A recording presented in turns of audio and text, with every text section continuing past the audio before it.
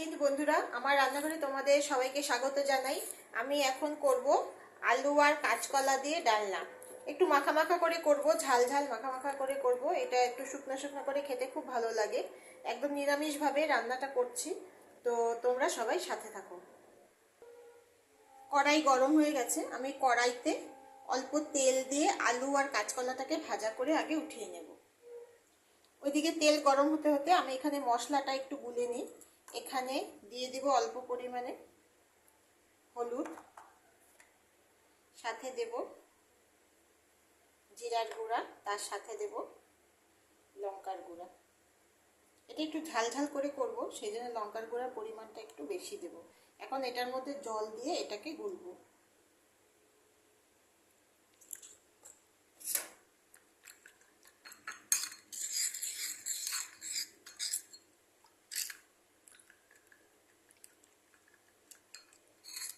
একদম মিশিয়ে দেব, মানে কোনো দানা ঠানা যাতে না থাকে। তিনটে মশলা যাতে একদম মিশে যায়, ওরকম ভাবে ভালো করে জল দিয়ে এটাকে ভালো করে আমি গুলে নেব। চলো, এদিকে তেল গরম হয়ে গেছে। আমি এখন আলু আর কাঁচকলা ভাজা করে একটু ভাজা করে উঠিয়ে নেব। দিয়ে দেবো অল্প হলুদ আর অল্প লবণ দিয়ে এটাকে আমি এখন একটু ভালো করে ভাজা করব। একটু হালকা করে আলু আর কাঁচকলাটাকে হালকা করে ফ্রাই করব।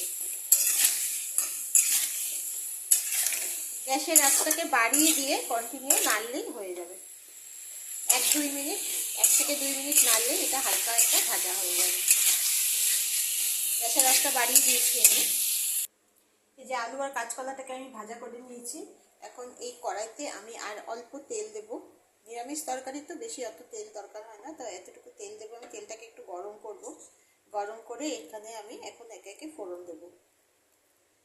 তেল গরম হয়ে গেছে, এখন আমি এখানে দিয়ে দেবো জিরা ফোড়ন আর এই তেজপাতা। তারপরে গুলে রাখা এই মশলাটা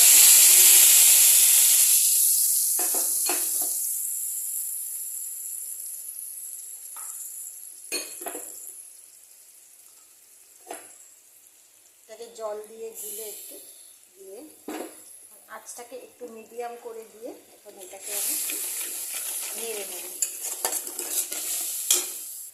এখন এটা একটু ঝোলটা একটু কষা হয়ে গেছে। এটার মধ্যে দিয়ে দেবো আমি এখন আদা বাটা দিয়ে একটু ভালো করে নেড়ে নেব।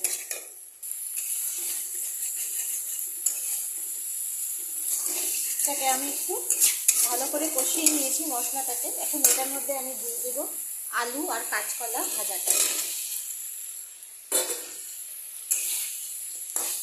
দিয়ে এখন আমি এটাকে ভালো করে মশলার সাথে মাখিয়ে আরও 1-2 মিনিট এটাকে এইভাবে কষাবো।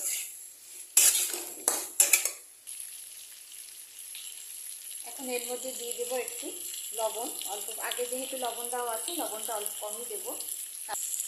1 চামচ মতো চিনি। একটু মিষ্টি মিষ্টি হলে বেশি ভালো লাগে খেতে। নিরামিষ তরকারি একটু মিষ্টি মিষ্টি খেতে ভালো লাগে। আমি এটাকে ভালো করে আরও কিছুক্ষণ এটাকে কষিয়ে নেব।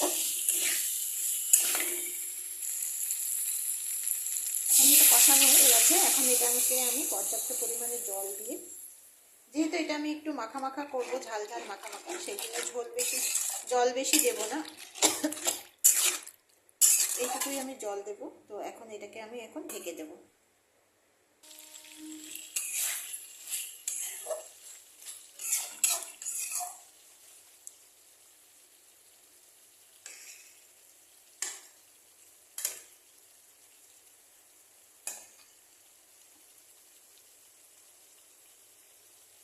এটা আমার পুরো তৈরি হয়ে গেছে। এখন আমি গ্যাস বন্ধ করে দেবো।